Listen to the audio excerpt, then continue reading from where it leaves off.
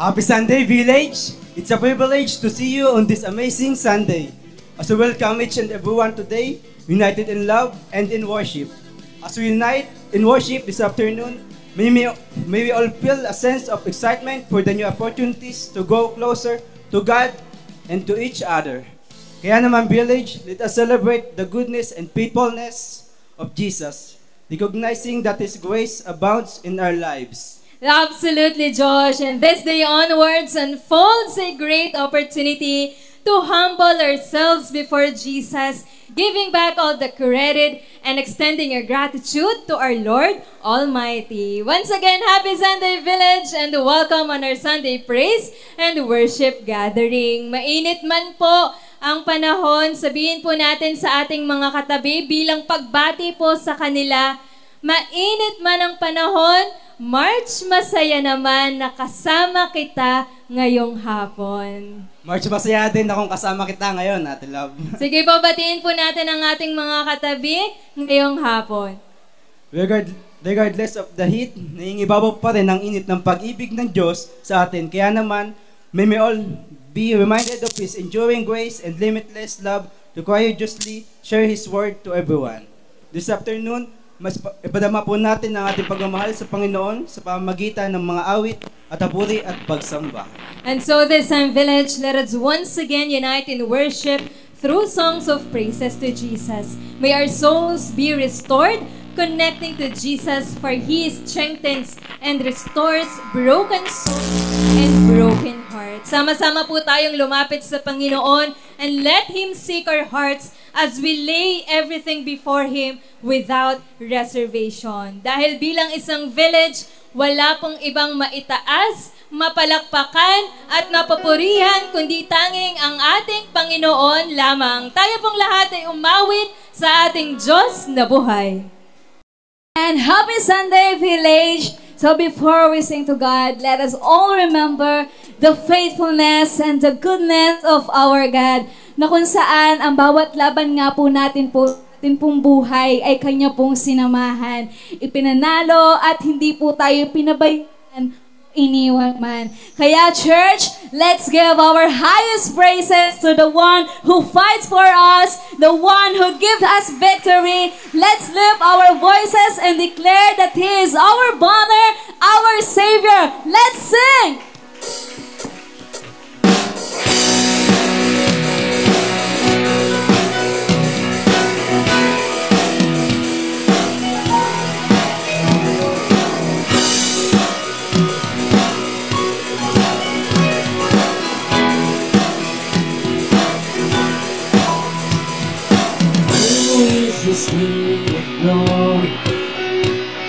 The Lord who is strong and mighty, you're fighting for us.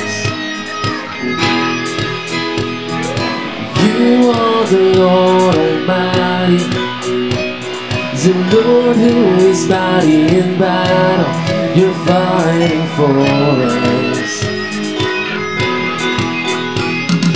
Lift up your hands, all you gates, and lift it up. Swing wide your ancient doors, and lift it up. Lift up a shout of praise to the King. Lift up your voice so He may come in. God our battle, God our Savior.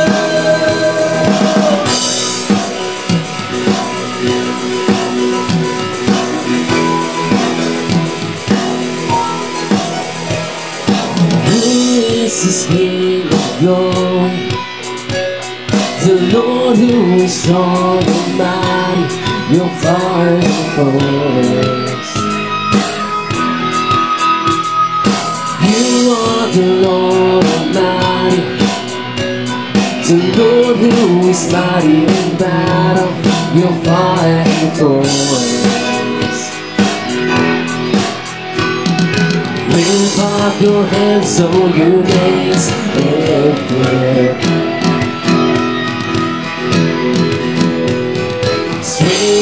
you ancient doors, be lifted up. Our song shout to Jesus' place today. Lift up and shout and praise to the King. Lift up your voice so He may come in.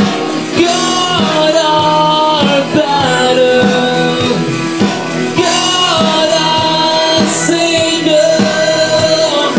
Lift up a song of victory above the noise of the enemy. God our battle, God our Savior.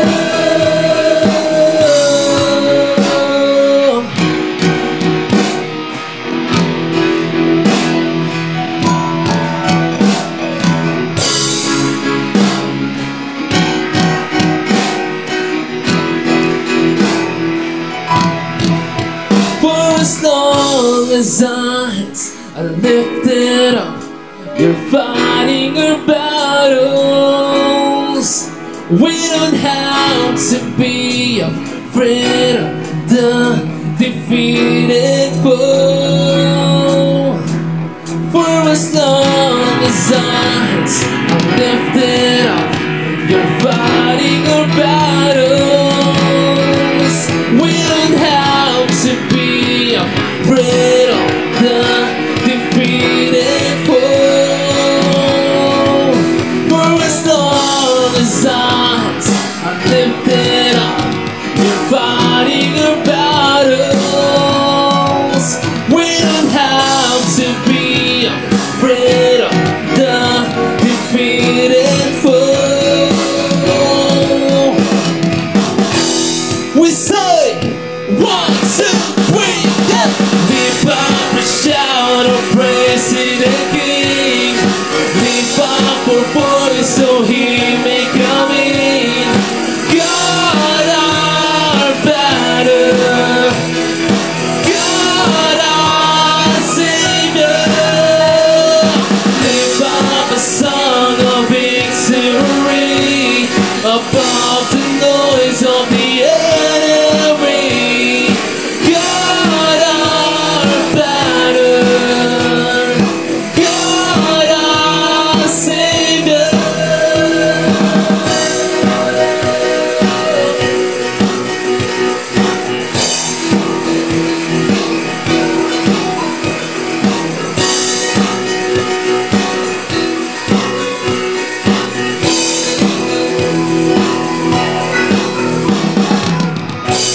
We thank you, Jesus. Salamat po, Panginoon.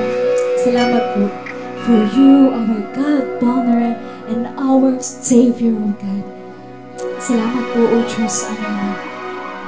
Sapagkat wala na nga pong takot sa aming pong mga puso, Panginoon. Hindi na po namin kailangan lumaban mag-isa sapagkat alam po namin that the battle belongs to you, Jesus. Let's continue to worship our God.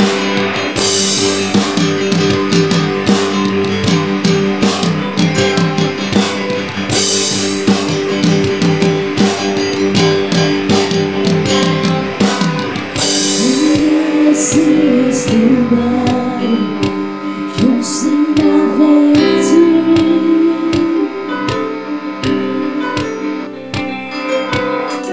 When all I see is the mountain, you say a mountain low.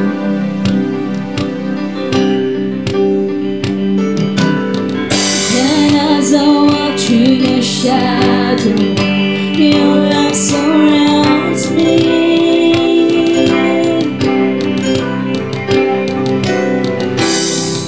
There's nothing to fear now, for I am safe with you.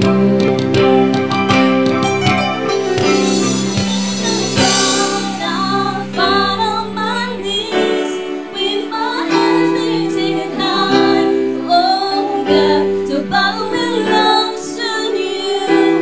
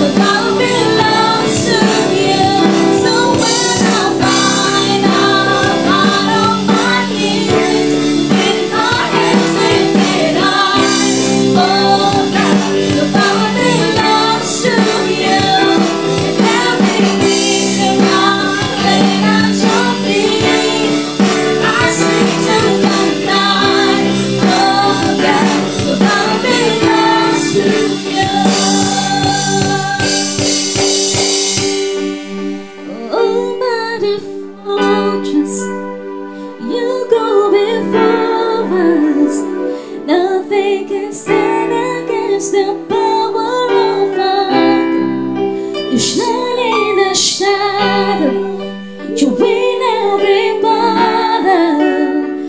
Nothing can stand against the power of our God. Almighty fortress, you go before us. Nothing can stand against the power of our God. You shine in the shadow, you win every battle. Nothing can stand against the power of our God. Almighty fortress, you go before us. Nothing can stand against the power of our God.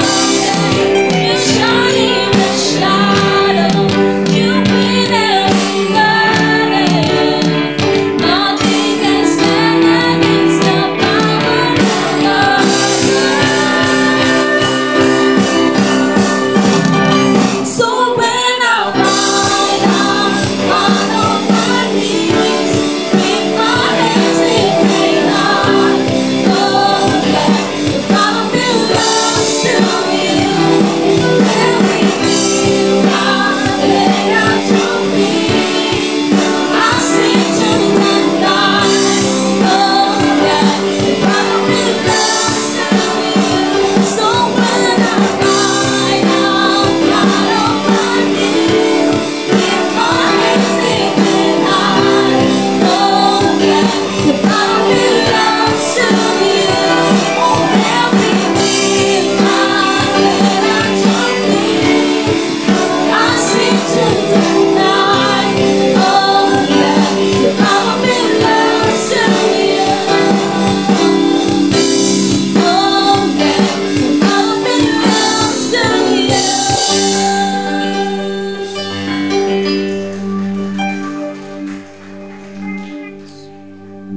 Salamat po, O Diyos, aming Ama. Dahil sa bawat pagkakataong pakiramdam po namin, hindi po namin kaya. Ikaw po mismo, O Diyos, ang gumagawa po ng paraan. Tulad nga po, Panginoon, ang inyo pong ginawa sa inyo pong bayan, Panginoon, aming Ama. Hinango mo po sila sa mga bagay, O Diyos, na nagpapabigat, Panginoon, sa mga pagsubok, O Diyos, sa mga takot, Panginoon, aming Ama. You have turned apart the sea. You have led us through the deep. Kaya, Panginoon, hayaan mo, O Diyos, mamamagitan na. Gabi aming masamba, mapasalamatan. Let's continue to worship God.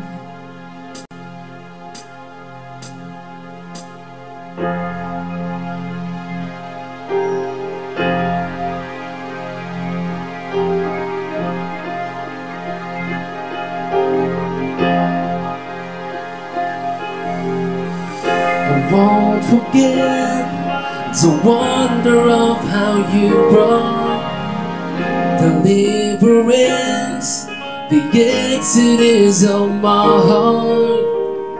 You found me, you freed me, held back the waters for my release. Oh Yahweh, you're the God who fights for me, Lord of every victory. Hallelujah, hallelujah. You have taught up what to say, you will let me to the deep. Hallelujah, hallelujah.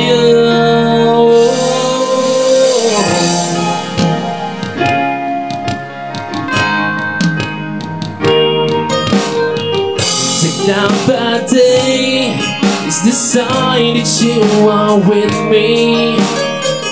With fire by night is the guiding light to my feet. You found me, you found me, you freed me, held back the waters for my release. Oh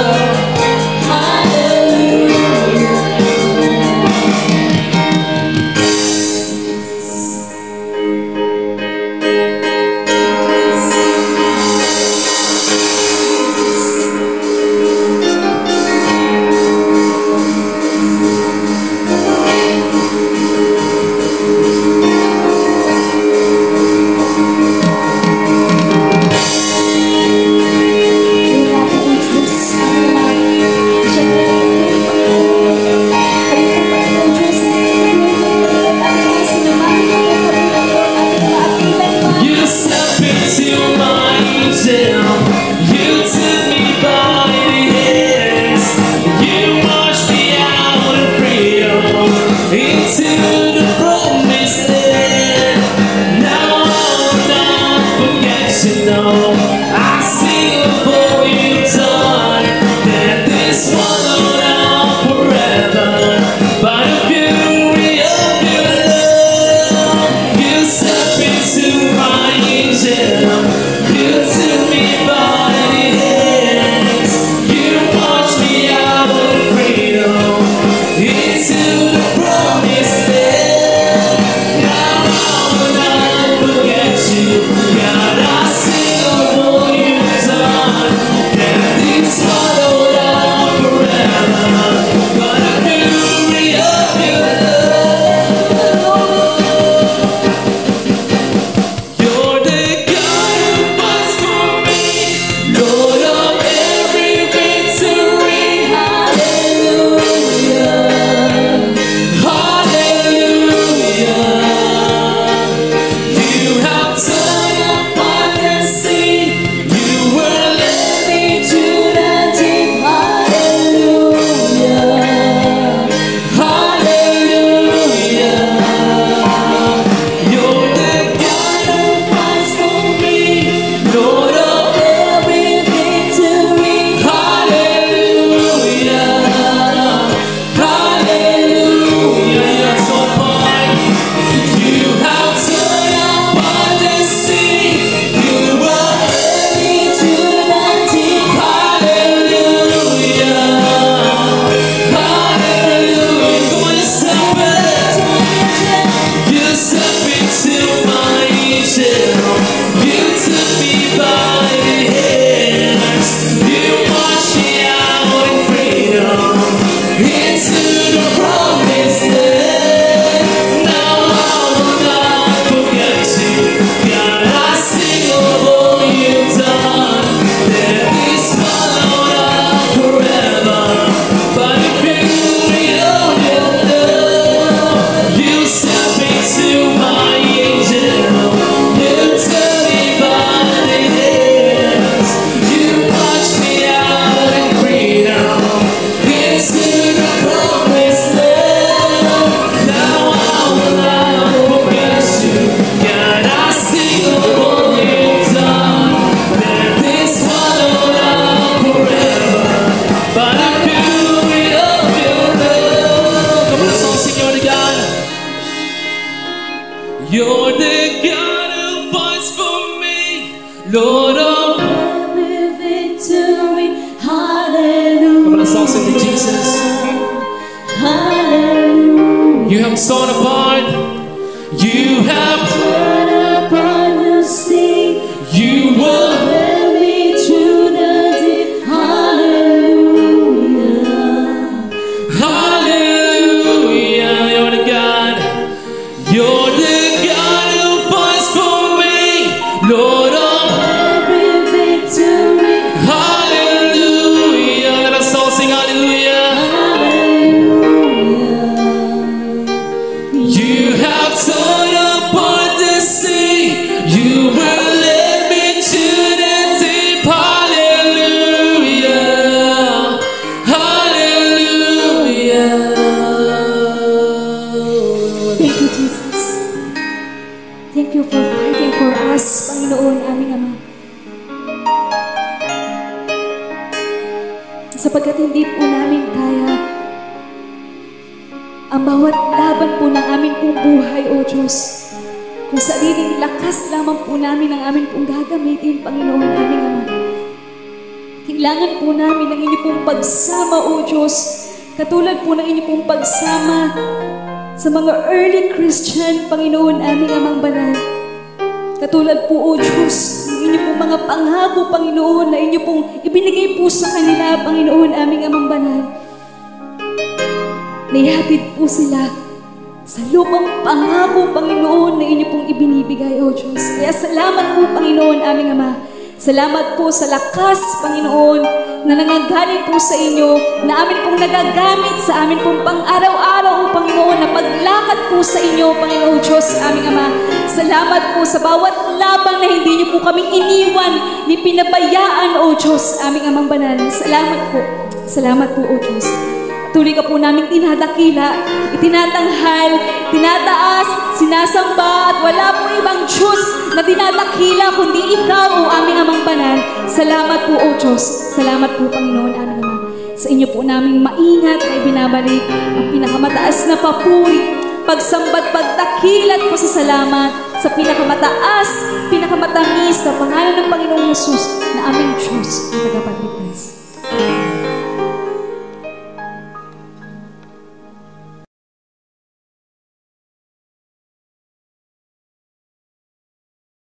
Magandang hapon po sa ating lahat. Good afternoon, everyone. Magandang hapon po. Okay, so medyo mainit na ulit tayo ngayon, pero okay lang yan. Okay? Sino ho ditong napupuyat kada gabi? Hindi kayo napupuyat? Ano pinapanood natin? Okay? Pag-pray ho natin, patuloy ang ating bansa na samahan po tayo ng Panginoon at manatili po ang kaayusan, kapayapaan po para sa ating bansa. Ako every night po, puyat po ako dahil nakatutok po ako sa CNN, nakatutok po ako sa mga balita. At talagang every prayer meeting po, talagang iniiyak po namin nila Ate Eds ang ating bayan, ang ating bansa. Diba? Kaya po, hindi po aksidente na kayo'y Pilipinong mananampalataya just for nothing. Ipanalangin po natin ang ating bansa. Tayo po ay inilagay ng Diyos sa bansang ito para po itaas at idulog po natin ang ating pong bansa. Kasama ho yan sa atin hong responsibilidad bilang mananampalataya. At ngayon pong hapon, last week ay natapos na po tayo sa Acts chapter 12. Okay? Just to give you a background about the book of Acts. Okay, sa mga nagbabasa po sa book of Acts, I hope na nagbabasa po kayo sa bahay. Okay? Gusto ko lang pong ipakita po sa inyo.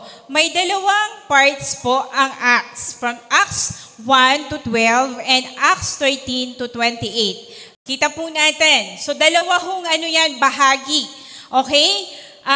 Chapter 1 hanggang chapter 12 and then chapter 13, ang part 2 po ay chapter 13 to 28. So nasa part 2 na po tayo. So last week was the ending of our part 1. Tapos na ho tayo sa chapter 12. Okay, who is the central church sa part 1? From chapter 1 to chapter 12, the central church is Jerusalem. Okay? And then, pagdating po natin sa chapter 13 to chapter 28, the central church is Antioch. Nakita ho natin, okay. So yung Antioch po, it is the third largest city sa Rome. So isa sa pinaka-busing lugar, isa sa pinakamayamang lugar, pinakamaraming population. At the same time, ito rin po yung isa sa mga city na punong-puno ng kasalanan. Okay? Pero dito po nag-originate po ang isa sa pinakamalaking Christian church. Okay? Who is the key figure in the part 1? From chapter 1 to chapter 12. Sino po ang key figure? Peter. Okay? Si Pedro po ang pinaka-leader na makikita at makikilala po natin. But from chapter 13 to chapter 28, who is the key figure? Si Paul. And from chapter 13 to chapter 28, dito ho natin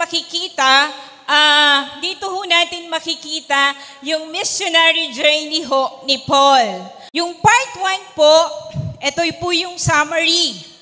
Acts 1:8, but you will receive power when the Holy Spirit comes on you.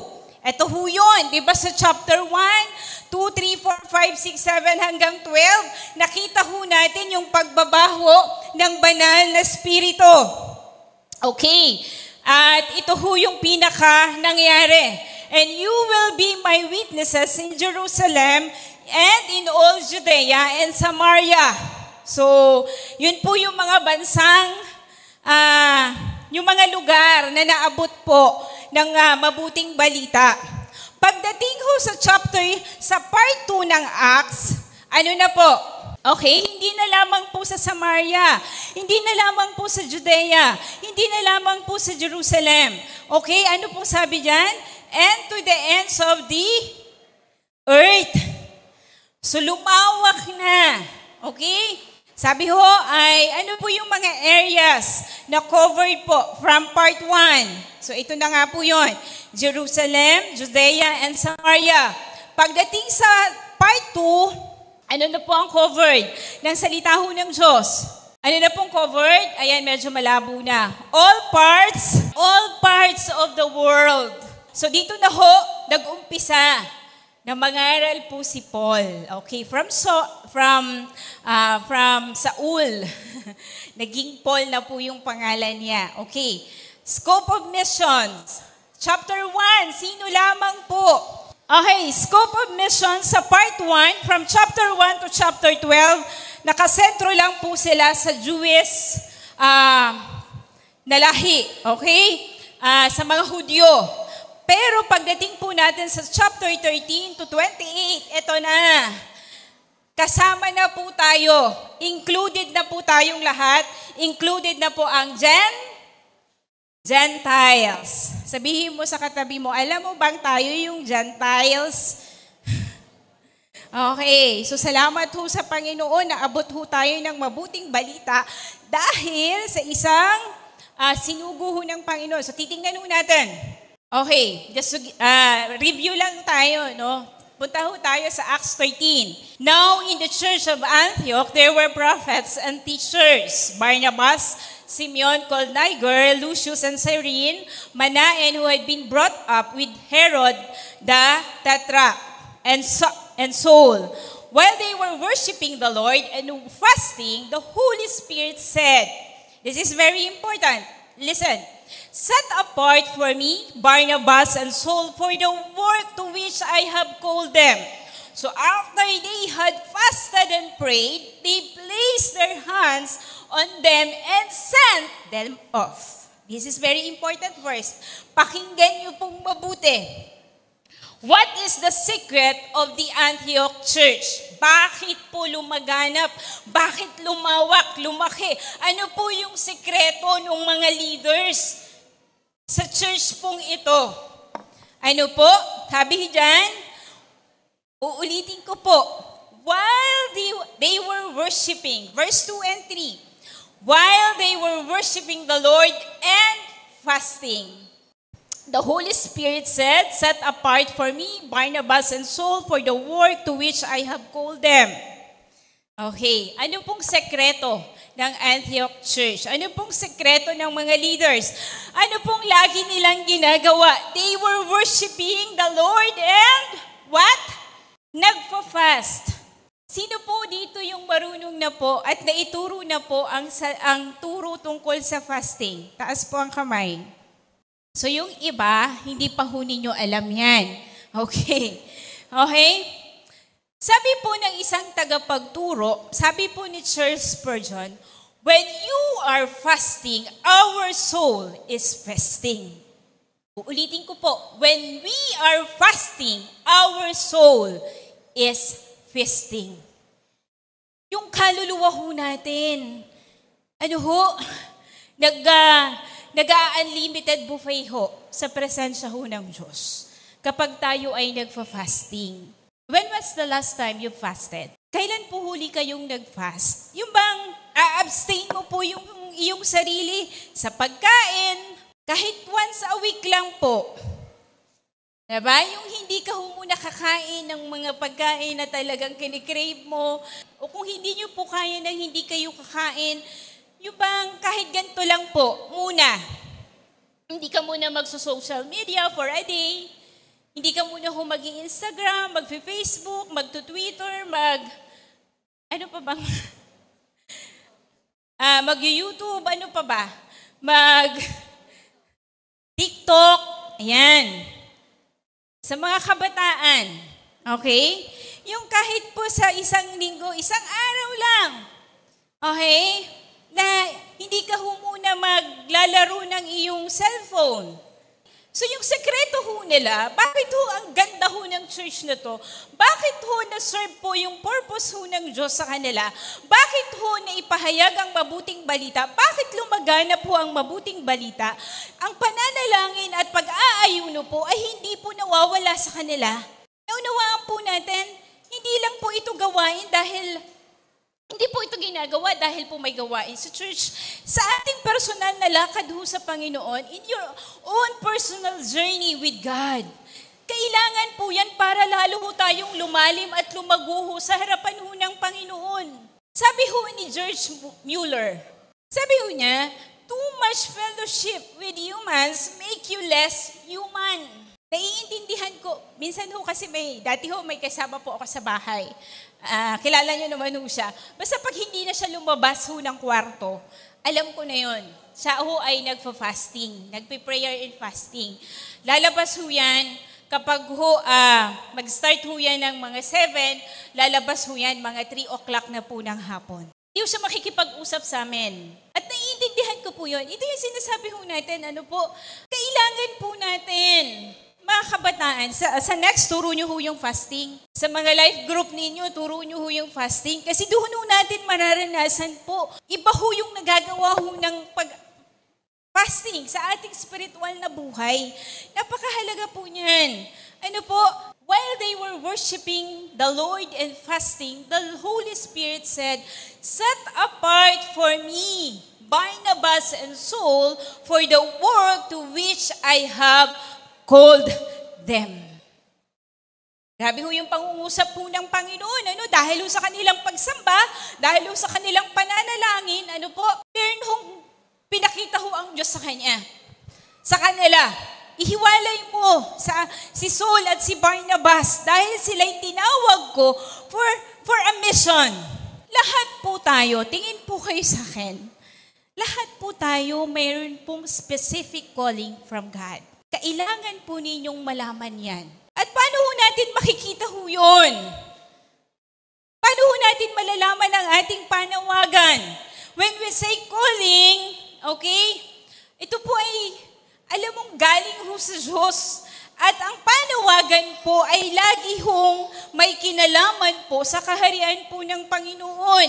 That is why, pakinggan ho ninyong mabuti.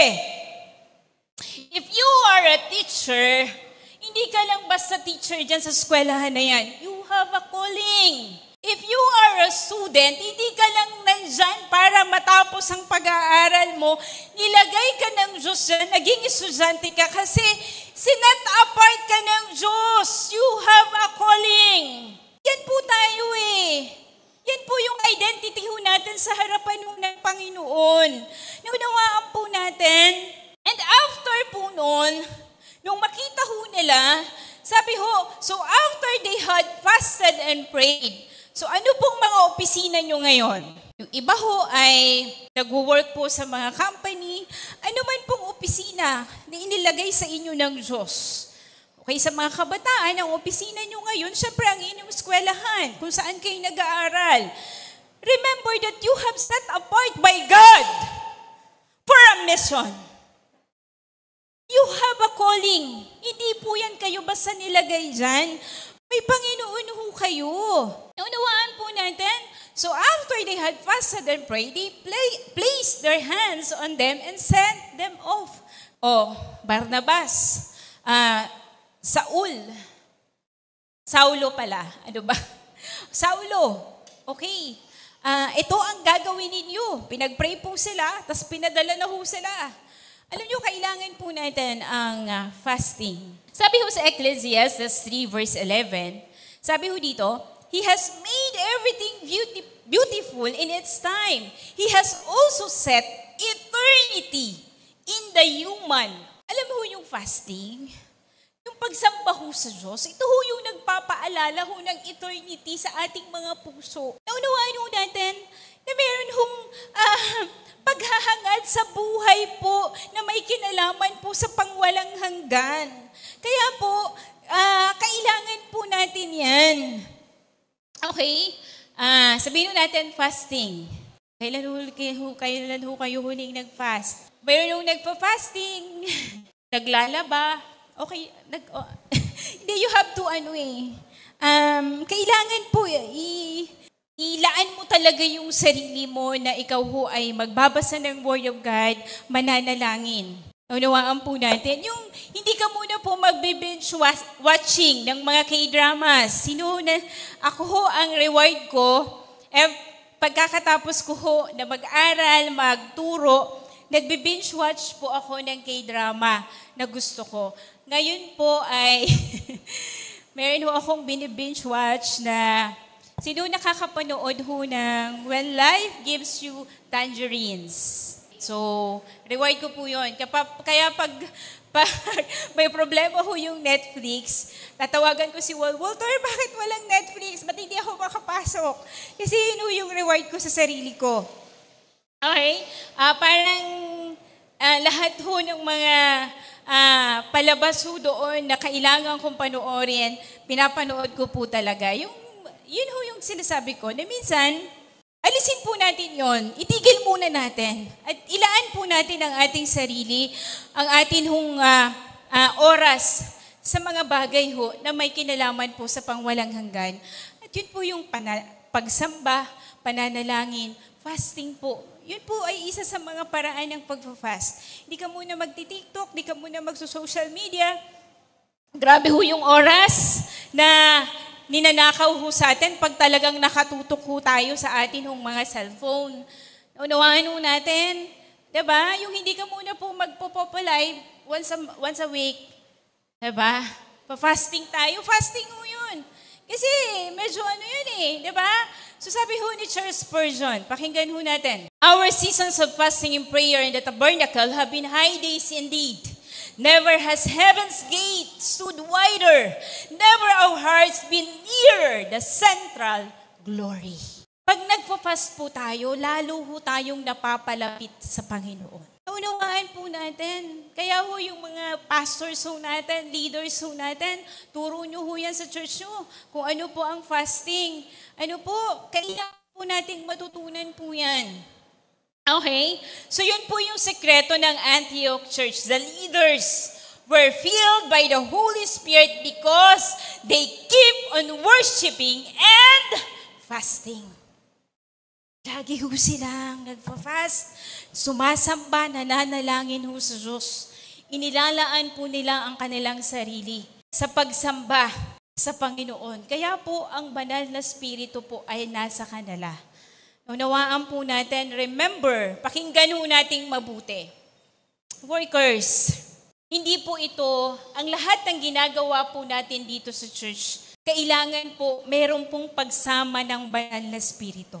Kasi po, kapag wala, nag-perform ka lang. Unawaan po natin, kaya po, sana po sa lahat ng gagawin po natin dito sa loob po ng church, kahit po sa labas, kung ano man po yung mga plano po natin, kailangan po may pagsama ng banal na spirito. Kaya kailangan po ng prayer and fasting. Yan po yung sekreto ng Antioch Church. Bakit po sila lumaki at bakit po naging matagumpay ang kanilang gawain. Okay? So this time, titingnan na po natin. So yung chart, pinakita po natin. Chapter 13, kabilang na po tayo. Mga Gentiles. Okay? So, chapter 1 to 12, ang focus lang po ay mga Hudyo. Ang mga Hudyo po ay may pride sila that time na diba kasi chosen nation po sila eh. Kaya yung mga Hudyo, parang talagang ang yabang ho nila. Pero grabe ho yung biyaya at habag ho ng Diyos. Ang mabuting balita po ay hindi lamang po para sa mga Hudyo, hindi lamang po para sa Jerusalem, hindi lamang po para sa Judea, hindi lamang po para sa Samaria. Pero para po saan?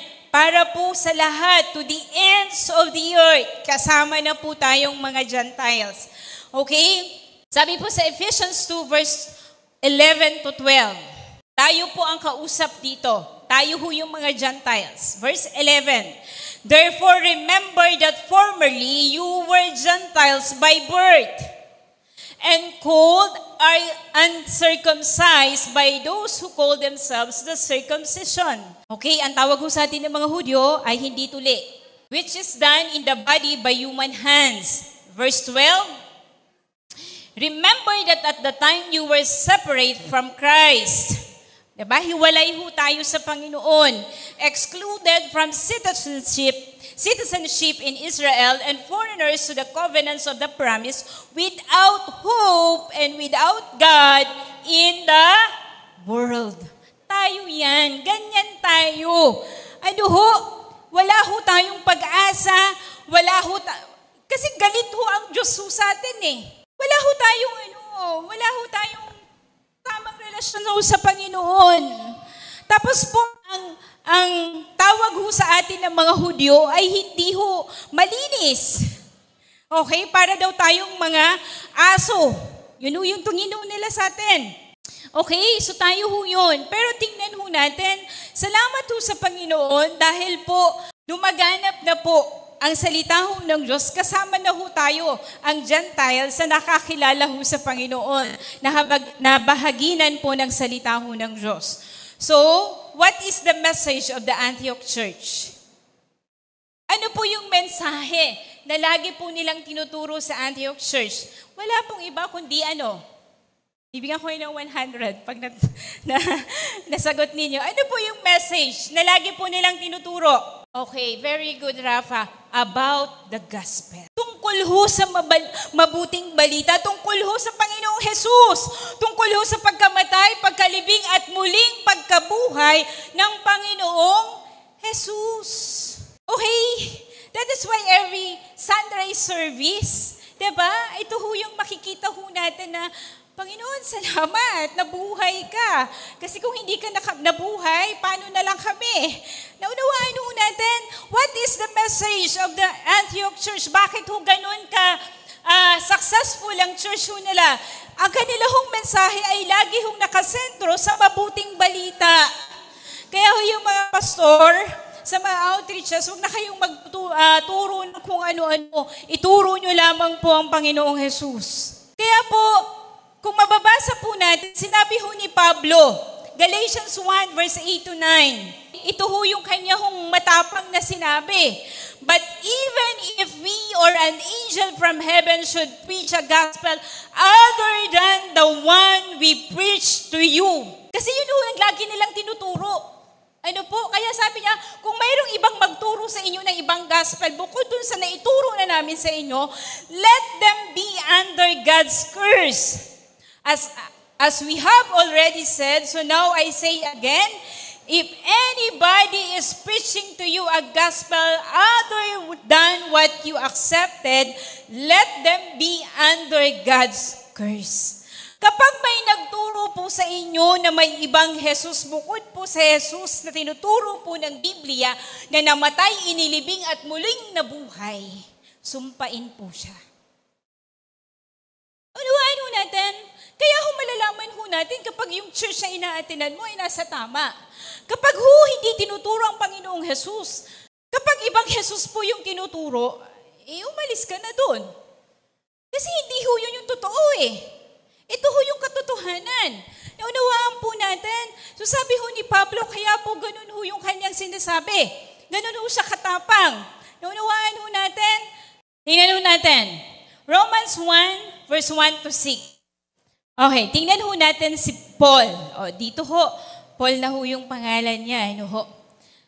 Paul, a servant of Christ Jesus, called to be an apostle and set apart for the gospel of God. Ito ho yung kanya hong, tawag. Set apart for the gospel of God. Ibahagi po ang mabuting balita. Okay? Kaya po, tayo po, sabi ko nga po sa inyo, meron po tayong kanya-kanyang panawagan po sa harapan po ng Diyos. Nawain ho natin, napakahalaga po na makita ho natin yan. Ito ho si Paul, nakita niya ho eh. Ano pong ginawa ni Paul? Verse 2, the gospel he has promised beforehand through his prophets in the Holy Scriptures regarding his son who has through his earthly life was a descendant of David, and who through the Spirit of holiness was appointed the Son of God in power by his resurrection from the dead. Pag ang inyong Panginoong Jesus ay hindi nabuhay, ay maling Jesus po yan. Now, Jesus Christ our Lord, through Him we receive grace and apostleship to call all the Gentiles to the obedience that comes from faith for His name's sake. Salamat po sa Panginoon, tayo hong mga Gentiles na bahaginan po ng salita ho ng Diyos. Okay, and you also are among those Gentiles who are called to belong to Jesus Christ. Kaya po ginawa ho ni Paul ang kanyang panawagan. Tingin ho kayo sa akin. Are you doing your God's calling? Ginagawa ho ba natin ang atin pong panawagan sa harapan ho ng Panginoon? At sa mga susunod po na chapters, makikita ho natin kung ano po yung mga hirap na pinagdaanan po ni Paul. Okay? Kaya po sa Acts 20 verse 24, para kay Paul, walang mahalaga sa buhay niya kundi ang magawa lamang po yung panawagan na ibinigay sa kanya ng Diyos. Alam niyo, there are times, ewan ko, siguro ano talaga ng Panginoon, no? Sabi ko, Lord, napaka-timing mo talaga. Talagang kailangan kong mabasa to. Diba? Yung nag-aaral ako, sabi ko, ito talaga yung verse. Kasi may mga times talaga na minsan, hindi ka naman Superman. Hindi ka rin naman Wonder Woman. May mga times po talaga nang nanghihina ka. May mga times talaga na disheartened ka. Diba? Pero, alam mo, pag tinawag ka ho ng Diyos, alam mo yung presensya ho ng Panginoon, ibabalik ka talaga dun sa tawag eh. Alam niyo yun? Sabi ho ni Paul, Acts 20 verse 24, however, pakinggan ho ninyong mabuti, I consider my life worth nothing to me. My only aim is to finish the race and complete the task the Lord Jesus has given me. Of testifying to the good news of God's grace.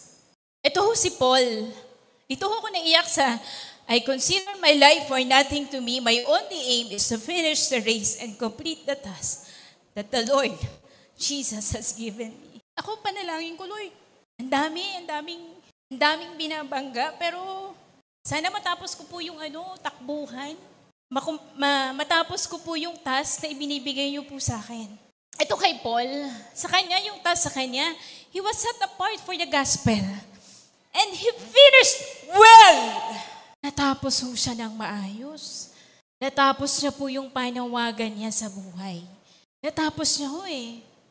And ako as tinawag ho ng Diyos, yun po yung panalangin ko, Lord, patapos ko po yung panawagan. Diba? Parang, whether you are, kanina nga sinasabi ko, no? You are a Christian teacher. Finish well. Tapusin mo yung tawag mo bilang isang mananampalatayang guro. Whether you are a Christian student, finish your calling as a student well. Hindi po bagsak-bagsak. Hindi po pasang-awa. Pakita po yung Panginoon sa buhay po. Mga kabataan po natin ngayon, parang big deal sa inyo na ako yung mga program sa school, hindi pwedeng ma-miss ko. Kahit na may gawain sa church, ba't ang laking big deal nun sa inyo? Ba't di mo unahin ang Panginoon at tingnan mo kung paano kikilos ang Diyos sa ibang bagay, sa ibang aspeto ng buhay mo? Unawaan po natin. Sabi niya, I consider my life for nothing to me. My only aim is to finish the race and complete the task the Lord Jesus has given me. Sabi mo nga sa katabi mo, finish well. Siguro ba sinasabing hindi tayo babagsak, hindi ka magkakamali, hindi ka mawiwindang, pero balik ka sa tawag kapag tinawag ka ng Diyos. That's the very important that you should know your calling. Kasi pag may mga times na tayo nawiwindang, namamali ng direksyon, your calling will what? Give you, let you, return, Ayan, babalik ka dun sa tawag mo, ibabalik ka ho sa tamang direksyon ng tawag mo. Whether, ano man po, kung empleyado ka man, hindi ka lang ho basta empleyado dyan. Meron hong tawag sa iyo ang Panginoon, bakit ka nandiyan dyan? Naunawaan ho natin. So, tingnan ho natin, yung mga kabataan po natin, minsan nakakatawa, no? Sabi ko, Panginoon, nakakalungkot yung mga kabataan natin. Tingnan natin, pag nagpatawag ng paglilinis ang eskwelahan ninyo, tingnan ko kung hindi kayo pumunta. Pag nagpatawag ng paglilinis ang church, walang pumupunta. Yun yung katotohanan Kasi mababawasan kayo ng grades pag hindi kayo nagpunta. Kung walang maglilinis ho ng church, bumalik na ho tayo dun sa open area. Gusto nyo lang lahat lagi pagdating ho sa mga bagay na excited kayo na sumayaw, excited kayong kumanta, pero pagdating ho sa mga paglilinis ho ng church, wala na hong nagpapakita kahit isa. Okay, sabi ho sa Acts 13 verse 15. Acts 13 records the missionary journey of Paul. Dito na po siya nag-umpisa. Okay? Dito na ho natin makikita ho kung gaano ho tinayuan ni Paul ang kanyang panawagan. Verse 15. Okay? After the reading from the law and the prophets, kasi ho, sa mga Hudyo, sa kanila hong mga gawain, meron hong binabasa ho na law. Alam niyo yung Shema? Nire-recite po nila yon. Ano yung Shema? Diba yung Shema, yung sa love the Lord your God, pinapaulit-ulit po nila yan. Okay? Sabi ho, after po ng reading na yon, saka lang ho magkakaroon ng pagtuturo. After the reading from the law and the prophets, the leader of the synagogue sent word to them saying, kasi pinadala na po si Barnabas at si Paul. Sabik na sabik ho sila makarinig ho ng turo, ng word of encouragement. Sabi nila, brothers, if you have a word of exhortation for the people, please speak. Nagmakaawa na ho sila. At dito ho natin makikita kung gaano ho kagaling si Pablo sa biyaya at habag ho ng Panginoon. Pero ho, talagang magaling ho siya. Sabi ho ni Charles Swindoll from the book Insight, by his 13th birthday. Ngayon ho, ang mga 13, anong pinagkakaabalahan? Anong kabisado yung verse sa Bible? Pero yung mga TikTok dance, kabisado ninyo. Eto ho si Paul, 13 pa lang. By his 13th birthday, Paul had mastered Jewish history, the poetry of the Psalms, and the majestic literature of the prophets. Grabe, no? He was sent to Jerusalem. Doon ho siya pinag-aral. And for the next 5 or 6 years, he sat at the feet of Gamaliel, the renowned law teacher.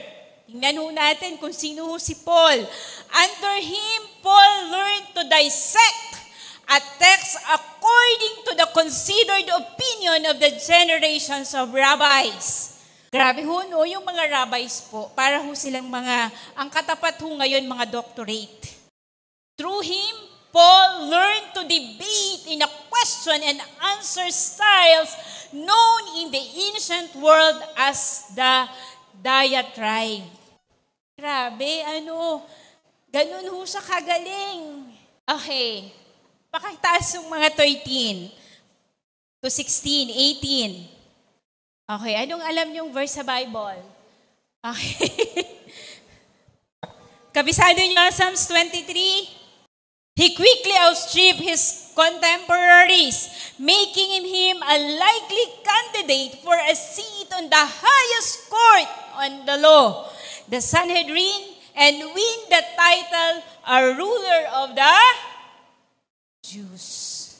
Ganyan ho kagaling si Paul. Kaya ho, yung mga pastor, kapag tinawag kayong magpastor, magpakagaling kayo kung saan kayo tinawag. Mag-aral po kayo, magbasa ho kayo ng lahat na pwedeng basahin. Kung tinawag ka ng Panginoon na maging song leader, magpakagaling ka. Lahat ng mga tungkol sa praise and worship, magbasa ka. Manood ka. Kung tinawag ka ng Panginoon as a Bible study leader, mag-aral ka, Magbasa ka ng salita ho ng Diyos ng mga books na patungkol ho sa paglilid ng Bible study. Kung tinawag ka ng Diyos na maging magaling na teacher, kung tinawag ka ng Diyos maging teacher, magpakagaling ka bilang teacher. Naunawaan po natin. So Acts 13. Ito ho ay nahahati po sa tatlong bahagi. Number 1, the foretelling of the promise. Number 2, the fulfillment of the promise. And number 3, the forgiveness of the promise. So yan ho, the foretelling of the promise. So sinabi ho nung mga Hudyo sa kanya, sinabi ho nung mga tao kay Paul, kung meron kang exhortation, please speak to us. At dito ho siya nagturo from verse 16. Basahin ho natin. Standing up, Paul motioned with his hand and said, fellow Israelites and you Gentiles who worship God, listen to me. The God of the people of Israel chose our ancestors. He made the people prosper during their stay in Egypt. Okay, saang book ito makikita? Sa Old Testament. The God of the people of Israel chose our ancestors. He made the people prosper during their stay in Egypt. With mighty power, He led them out of that country. Saang kwento po ito sa Bible? Pupunta ka sa langit, Ate Jean. Exodus. Okay.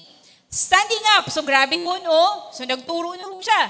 People motioned with his hand and said, fellow Israelites and you Gentiles who worship God, listen to me.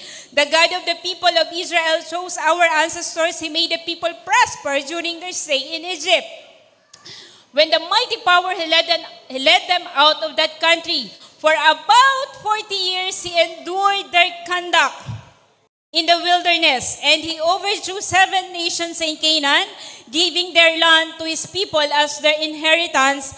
All this took about 450 years. So kinuwento niya po yung origin.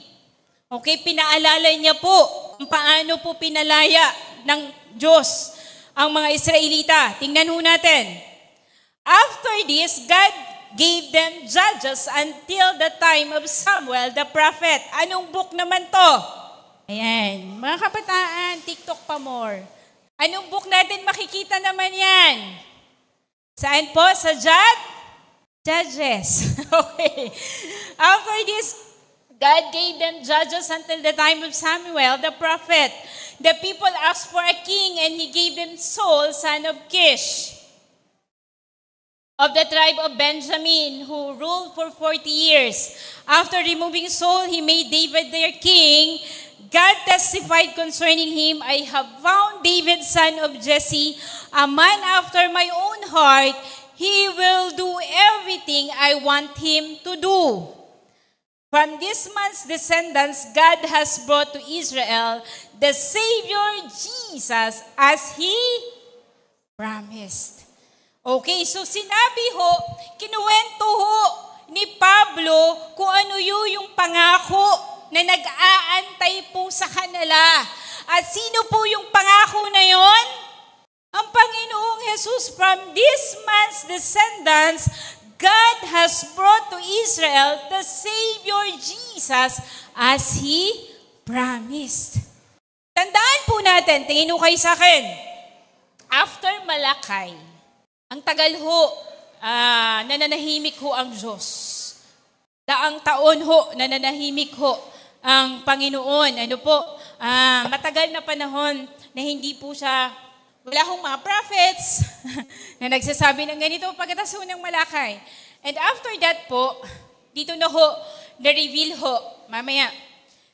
Okay, may mga times po sa buhay po natin na kahit anong panalangin mo, sobrang tahimik ho ng Diyos. Diba? May mga times sa buhay natin, kahit ano pong panalangin po natin, ano pong fasting natin, ang tahimik ho ng Diyos. Bakit po? Minsan tinatanong natin, Lord, bakit wala kang ang tahimik mo? Diba?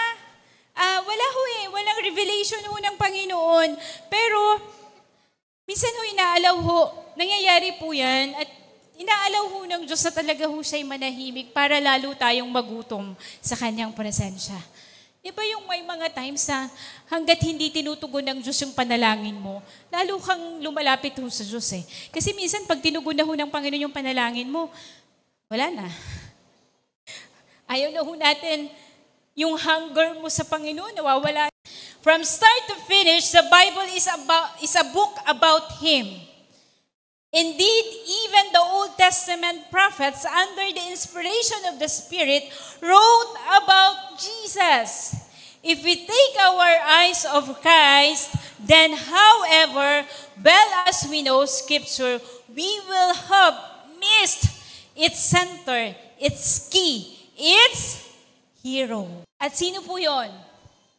Panginoong Jesus. Kaya po napakahalaga ng pagbabasa ng Bible kasi doon po makikilala at doon ka lalong mapapalapit sa Panginoon. Naunawaan po natin, parents, ituro nyo po sa inyong mga anak ang pagbabasa ng salita ng Diyos.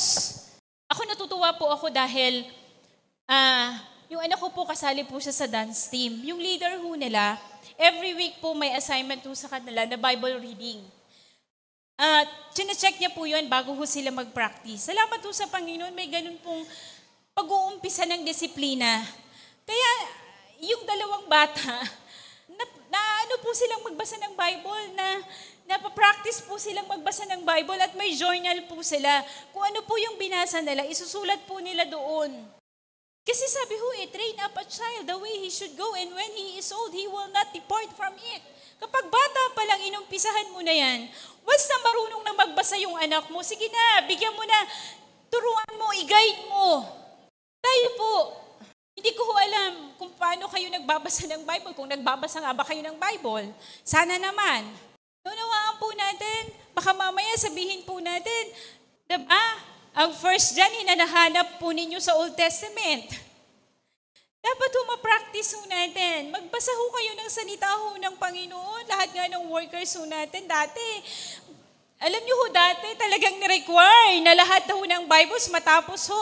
Lahat ng Bibles, lahat po sila mabasa ho ang Bible. Kailangan po yan. Kung meron po tayong isang bagay na dapat ho natin, hindi dapat ginagawa, yung hindi pagbabasa ng salita ho ng Diyos. Sino ho yung may mga smartphone? Lahat kayo may smartphone. Download ho kayo ng yung YouVersion, yung daily verse for the day. At least man lang doon makakabasa kayo araw-araw ng salita ho ng Diyos. At may explanation din doon. Naunawaan po natin. Kasi pag hindi po natin ginawa yan, paano ho kayo lalago sa inyong pananampalataya sa Panginoon? Paano kayo mapapalapit ho sa Diyos kung hindi kayo magbabasa ng Word of God? Sabi ho, the purpose of every page of your Bible is for you to meet Jesus. Again, the purpose of every page of your Bible is for you to meet Jesus, to come and know and proclaim the great name for all the glory. Every sermon you hear, every lesson you study, every message of God's Word that you read, be asking yourself, did it bring me to Jesus? Napalapit ba ako sa Panginoong Jesus? Yun po yung tanong eh. Ngayon, kapag hindi ka ho nakikinig ho, o hindi ka na nga nagbabasa ng salita ng Diyos, hindi ka pa nakikinig ng mga preaching, paano ka ho mapapalapit sa Panginoon? Paano mo makikilala ang Panginoong Jesus? Lahat ng ministries po natin, kung sino man yung leader ninyo, i-check nyo po kung nagbabasa ng Bible yung mga tao ninyo. Unawaan po natin, kailangan po natin, alam nyo, sino dito yung nahihirapan mag-aaral sa school?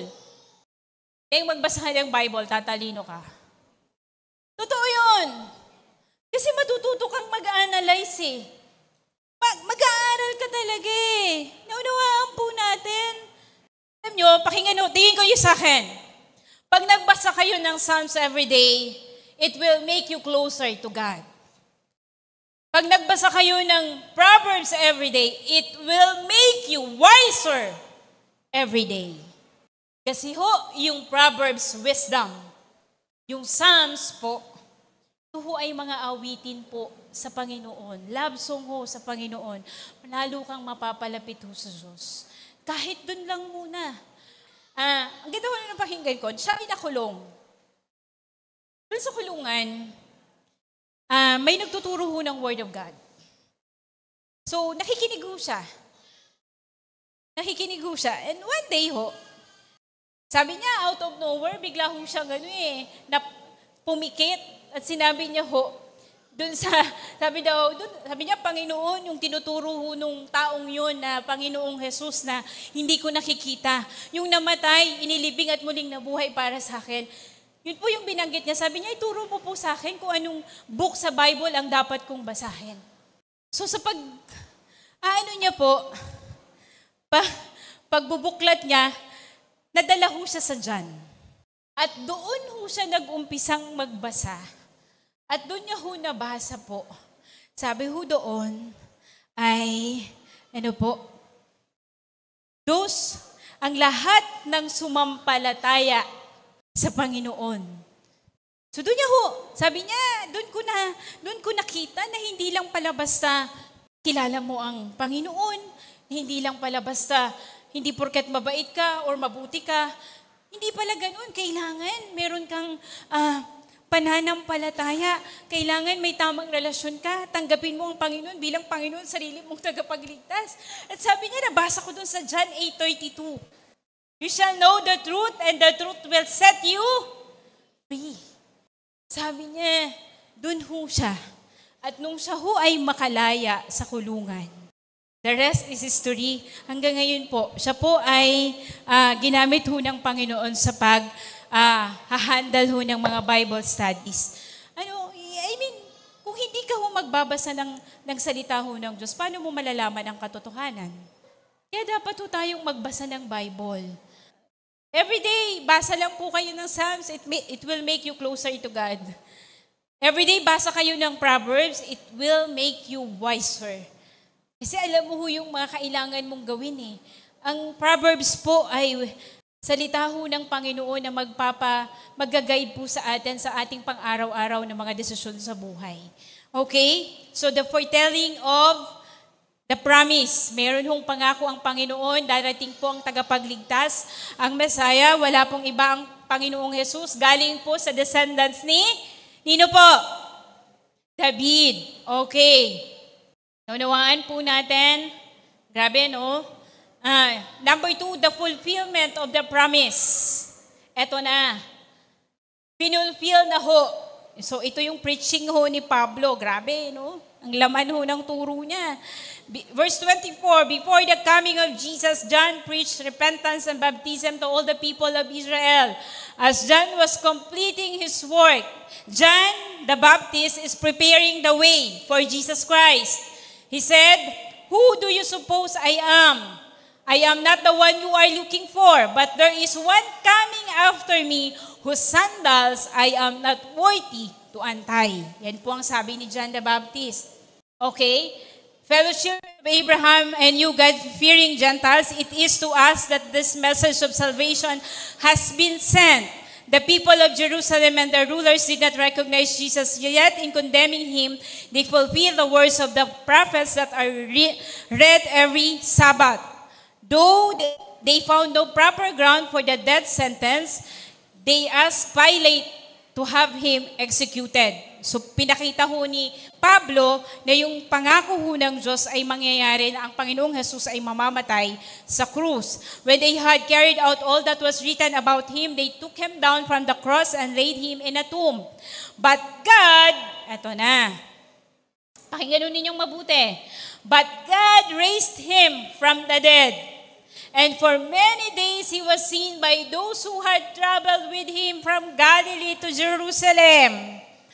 Marami hong magpapatunay na ang Panginoong Jesus ay muling nabuhay. They are now His witnesses to our people. Hindi po kathang-isip ang muling pagkabuhay ng Panginoong Jesus. Tatandaan niyo po yan ha. Ito po ang katotohanan. Marami po. Sabi dyan, and for many days he was seen by those who had traveled with him from Galilee to Jerusalem. We tell you the good news. What God promised our ancestors, He has fulfilled for us, their children, by raising up Jesus. As is written in the second Psalm, you are my son, today I have become your father. Ayan. Naunawaan po natin. Sabihin mo sa katabi mo, buhay ang Panginoon natin.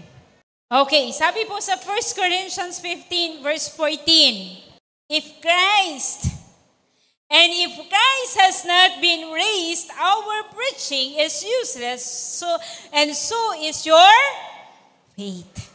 Kung hindi po nabuhay muli ang Panginoong Jesus, wala pong kabuluhan ang inyong pananampalataya. 1 Corinthians 15 verse 17, and if Christ has not been raised, your faith is futile, you are still in your... Okay, salamat po sa muling pagkabuhay ng Panginoong Jesus. Tayo po ay pinawalang sala na po ng Panginoon. Tayo po ay wala na po sa kasalanan. Pinatawad na po ang mga kasalanan. Naunawaan po natin, kung hindi po muling nabuhay ang Panginoong Jesus, tayo po ay nananatili sa ating makasalanang kalagayan. Naunawaan po natin at salamat po sa muling pagkabuhay ng Panginoong Jesus. Okay? So what is your response, church? Okay? Kaya po, hindi na po natin kailangang mamuhay sa kasalanan kasi pinalaya ka ng Panginoon. Sabihin mo sa katabi mo, hindi mo na kailangang mamuhay sa kasalanan. Diba? Hindi na ho natin kailangang mabuhay sa kasalanan. Kasi pinalaya ka na ng Panginoon sa pagkakasala. Tinubos na ng Panginoon ang ating mga kasalanan sa kanyang pagkamatay, sa krus at sa kanyang muling pagkabuhay. Kaya ang totoong nakakilala sa Panginoon at totoong nananampalataya sa Panginoong Jesus ng Biblia ay hindi ho nananatili sa pagkakasala. Naunawaan po natin, though we are saved by grace, dapat yung biyaya na yun, makita po sa atin na tayo po ay meron hong pagbabago. Sabihin mo sa kanya, alam kong mababago ka kasi may Panginoong Jesus ka. Oo, maging tingnan ho natin yung complete work of Jesus Christ in our lives, in our faith. And number 3, dito na po ako magtatapos. Sabi po dyan, tandaan ho natin, hindi ka ho, di ba nung unang panahon po sa Old Testament, pag sila ay nagkakasala, bumubuka na lang po ang lupa, namamatay ho sila agad. Pero sa panahon natin ngayon, sandamakmak na kasalanan ang ginagawa mo, hindi ka pa rin kinakain ng lupa. Dahil po sa biyaya at habag ho ng Diyos sa atin. Kaya dapat ipagpasalamat mo yan sa Panginoon. Dapat ang maging response po natin sa pagkamatay at muling pagkabuhay ng Panginoon ay pagsunod sa Diyos. Ang kailangan po nating maging tugon sa pagkamatay at muling pagkabuhay ng Panginoong Jesus ay pagsunod ho sa Diyos. Sabihin natin, obedience. Yun po yung kailangan eh. Kailangan nating sumunod ho sa Panginoon. Naunawaan ho natin, hindi po yung sarili po natin ang atin susundin. And number 3 po, the forgiveness of the promise. Ito na yun. Salamat sa Panginoong Jesus, pinatawad po tayo sa ating mga kasalanan. Sabi niya, therefore, my friends, I want you to know that through Jesus, the forgiveness of sins is proclaimed to you. Okay? Ano po yung magandang balita? Dahil po sa muling pagkabuhay ng Panginoong Jesus, tayo po ay napatawad sa ating mga kasalanan. Through Him, everyone who believes is set free from every sin. A justification you were not able to obtain under the law of Moises. Dahil lamang po sa biyaya at habag ng Panginoon, sa pagkamatay po at muling pagkamuhay ng Panginoong Jesus, kaya po tayo ay nagkaroon po ng kapatawaran at hindi po dahil po sa law. Okay? So ano pong response po natin sa ginawa po ng Panginoong Jesus? Parents, bawat isa po sa atin, naririto, kamusta po ang inyo pong tugon pagdating po sa pagsunod ho sa Panginoon? Kamusta po ang bawat isa ho sa atin pagdating ho sa pagtugon po natin sa ginawa ho ng Panginoong Jesus sa krus? Buong-buo po ba tayo sumusunod sa Panginoon? I'm not saying that we are perfect. Hindi naman po. Kaya lang po sa bawat pagkadapa ho natin, sa bawat ho pagkukulang ho natin sa Panginoon, ang tanong po ay, bumabalik ho ba tayo dun sa pag-ibig ho ng Diyos? O nananatili po tayo sa paglayo sa Panginoon? Kaya po sabi ho, ito ho yung magandang balita eh. Ano po? The forgiveness of the promise. Kung hindi po namatay at muling nabuhay ang Panginoong Jesus, tayo po'y nananatili sa kasalanan. Salamat ho sa Panginoon at mayroon hong binigay niya po ang kanyang buhay para sa atin. Kaya po sana ang maging response po ng bawat isa sa atin ay sumunod sa Panginoon. Obedience to the will of God. Obedience to the calling of God in our lives. Kahit mahirapan ka, kahit po marami kang pagdaanan, sumunod ka sa pinapagawa ho ng Panginoon. Naunawaan ho natin, sumunod ho tayo na manatili ho tayo sa kabanalan. Yung lakad mo sa Panginoon hanggang kamatayan. Ilaban mo ang iyong pananampalataya. Hindi ko ho sinasabing hindi na ho tayo magkakamali, magkakasala. Pero every time po ba na tayo magkakamali, magkakasala, nagsasaktan po ba tayo dahil meron tayong, dahil Panginoon, mali eh, nasasaktan ko po kayo eh. At ibinabalik po ba tayo sa Panginoon? Ano po, yun po yung tanong po sa atin. Makita ho natin, ito po yung ginawa ho ng Panginoong Jesus. Ito po yung tinuro ni Pablo. Ipinaalala niya po sa mga Gentiles, ipinaalala niya po sa mga Hudyo. Wala kayong pwedeng ipagyabang sa bagay, sa buhay na meron kayo. Wala kayong pwedeng angkinin. Dahil sa gawa ninyo, kaya kayo'y naging mabuti. Lahat ng yan ay gawa ng Panginoong Jesus. It is a complete work of Jesus Christ nung siya ay mamatay at muling nabuhay. Ano po, naunawaan po natin. Kaya po, sana po, pa-humble down po tayo bilang mga mananampalataya. Panginoon, ito po yung ginawa mo sa amin. At ang tugon ko po, Panginoon, ay lalo po akong sumunod sa inyo. Ang tugon ko po, Panginoon, bilang magulang, ay ilapit ko po, Panginoon, ang mga anak ko sa inyo. Ang tugon ko bilang isang estudyante, Panginoon, ay mag-aaral akong mabuti. Makita po kayo sa aking pag-aaral. Na Panginoon, kahit po ilalaban ko po kayo sa aking buhay, unawaan po natin, ang tugon ko po, Panginoon, ay lumakad po ayon sa iyong kalooban. Sana ho yun po yung maging tugon po natin. Ano po? Na kahit po anong problema, anong pagsubok, anong pong dilim ng buhay ang dumating ho sa atin, mananatili po tayo na sumusunod, nananatili po tayong lumalakad sa harapan po ng Panginoon. Hindi po madaling maging Christian. Hindi po madaling maging mananampalataya. Ang hirap. It's an everyday battle. Pero sabi nga natin, di ba? Hindi naman po natin laban eh. Laban to ng Panginoon para sa atin. At pinagtagumpay na ho tayo ng Panginoon nung siya po ay muling nabuhay. Ano po? Napagtagumpayan niya na po ang mundong ito. Kaya po tayo, ang maging tugon po natin sa ginawa ng Panginoong Jesus sa atin, sunod po tayo. Sabi mo sa katabi mo, sunod ka. Sunod tayo sa Panginoon. Okay? So ulitin ko po, ito po yung naging preaching ni Paul. The foretelling of the promise, the fulfillment of the promise, and the forgiveness of the promise. Unawaan ho natin, ganda ho na sinabi niyo dito. Oh. Sabi ho, verse 35, so it is also stated elsewhere, you will not let your Holy One see decay. Lahat ng kumilala po sa Panginoon, may assurance po tayo na makakasama po natin ang Panginoon. Although, yung katawang lupa natin mapupulok, pero yung ating pong soul, yung ating pong kaluluwa, sa Panginoon po. Si Dex nga po, di ba, namatayan. Nawala ng nanay. Ang hirap po noon kasi ang babata pa po nila eh. Nung huling lamay, sabi ko, bakit ako iyak ng iyak? Diba? Sabi ko, bakit ako ang bigat sa dibdib? Pero, yung pangako ng Panginoon, Dex, na muli nating makakasama ang nanay mo, diba? Yun ang pangako. You will not let your Holy One see decay. Yan ang pangako ng Diyos eh. Diba?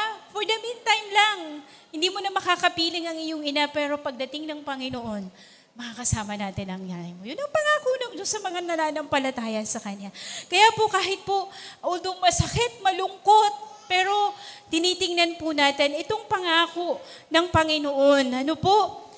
Dahil sa muling pagkabuhay ng Panginoon, tayo rin po, okay, mararanasan po natin yan, kapiling po ang Panginoong Jesus. Kaya po, okay, when the going gets tough, the tough gets going.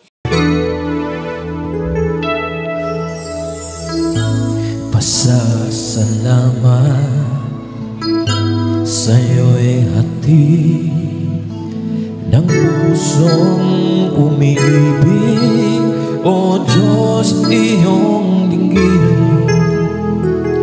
Ang buhay ko ito'y nakalaan sa'yo, papuri aawitin para sa'yo lamang.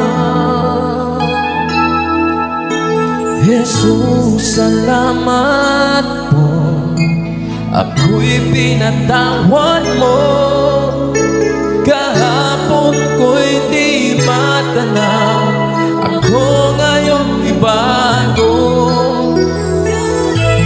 Unaw man mundong kinagisnan, pasalamat ko'y handog sa'yo, Jesus, aking Diyos.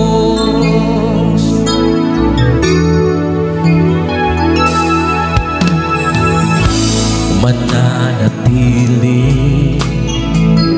ang pag-ibig mo, hindi mo iniwanan ang katulad ko.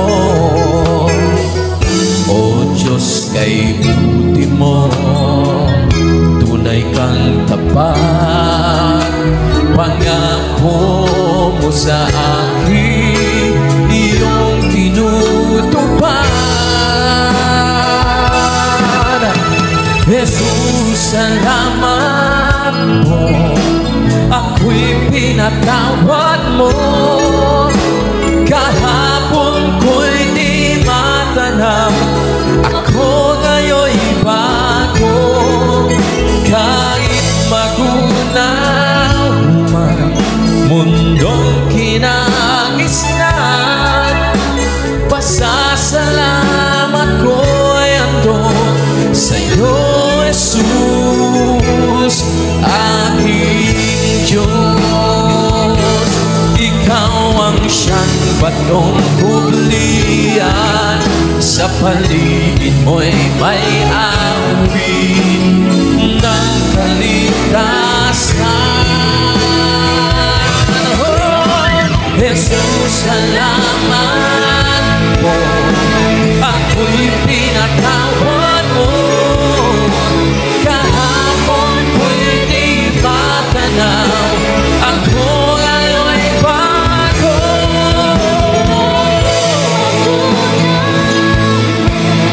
Mundong kinagisnan, pasasalamat ko'y handog sa'yo, Jesus. Jesus, salamat.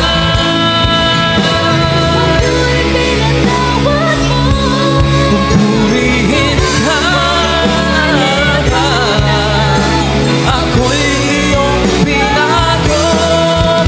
Kahit magunaw man mundong kinagisnan, pasasalamat ko'y andon sa'yo, Jesus, aking Diyos.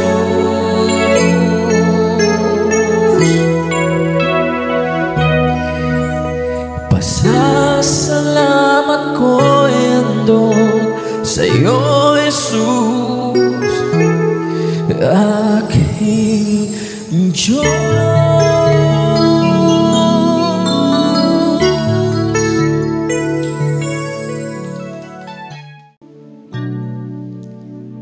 Sabi po ng Panginoon sa kanyang salita, ang kabayaran ng kasalanan ay kamatayan. Aming Ama sa langit, kami po ay nagpapasalamat, O Diyos. Hindi mo kami hinayaang mapahamak. Salamat po sa pagbibigay ng iyong bugtong na anak, ang Panginoong Jesus ng Biblia. Salamat po sa kanyang pagkamatay sa krus at sa kanyang muling pagkabuhay, Panginoon. Nagkaroon po kami, Panginoon Ama, ng buhay na walang hanggan sapagkat ang Panginoong Jesus ay buhay. Salamat po, aming Ama, sa pagpapatawad ng aming mga kasalanan. Salamat po, O Diyos, sa pag-ibig ninyo. Salamat po sa pagmamahal ninyo. Sa panahon na hindi po kami karapat-dapat, noon niyo po ibinigay ang inyong bugtong na anak para po sa amin. Salamat po. Salamat po sa buhay na ipinagkaloob niyo po sa amin. Salamat po sa kalakasan. Salamat po sa katatagan, Panginoon Ama. Higit po sa lahat na ipinagpapasalamat po sa amin. Pinagpapasalamat po namin, Panginoon. Nagkaroon po kami ng tamang relasyon sa inyo, sa Panginoong Jesus ng Biblia. Kaya Panginoon, malaya po namin kayong natatawag na aming Ama sa langit. Maraming salamat po. Salamat po sa pag-aalay ng buhay ng Panginoong Jesus para po sa amin. Para po sa kapatawaran ng aming mga kasalanan. Panginoon, hayaan po ninyo, aming Amang Banal. Ito po ang tingnan ng bawat isa. Sa tuwing nawawalan po kami ng pag-asa, sa tuwing nahihina po ang bawat isa, sa tuwing nalulungkot, nagdadalamhati, Panginoon Ama, tingnan po, Panginoon, kayo lamang. What you have done on the cross, O God. You have laid down your life for us.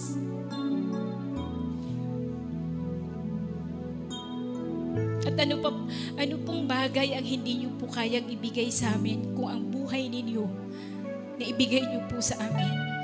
Ano po ang hindi po namin kayang pagtagumpayan sa mundong ito kung napagtagumpayan niyo na po lahat, Panginoon?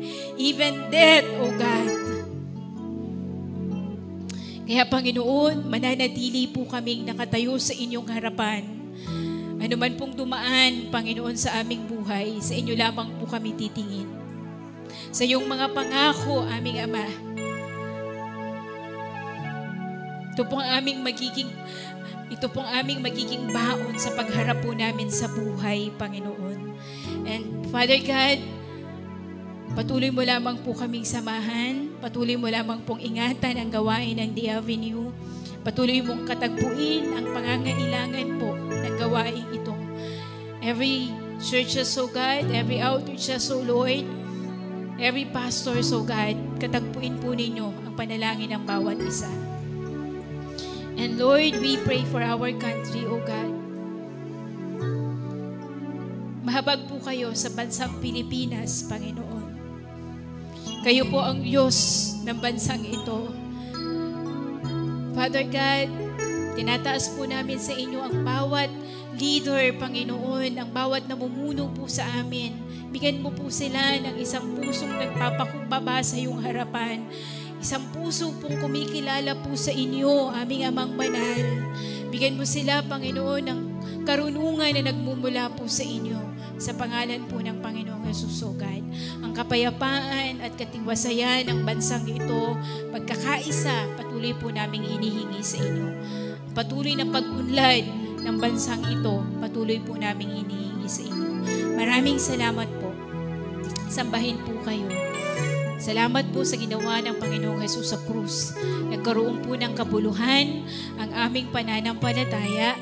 Nagkaroon po, Panginoon Ama, ng kabuluhan ang aming buhay. Salamat. Salamat po. Kaya naman ang lahat ng papuri, pasasalamat, pagdakila, Panginoon Ama, ay sa inyo lamang po namin ibinabalik. Maraming salamat po. Ito pong aming dalangin sa pangalan po ng Panginoong Yesus. Amen at amen.